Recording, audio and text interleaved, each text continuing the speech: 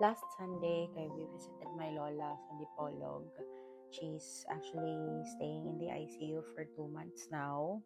And the family is still hoping that she gets better.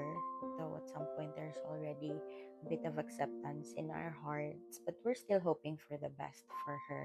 After that is we stayed sa kung asa man garent ang ako ang mga aunties sa Dipolog while ga tuwa pa siya dito. They're actually from Sindangan, they're not from Dipolog. And then we just banded for like a few lang before heading home rapud.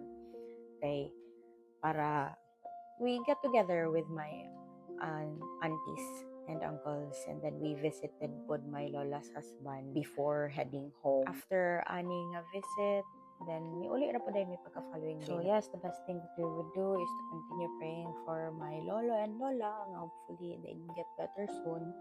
Okay, that's what we can do for now, is to keep on praying for their good health. So yeah, that's all.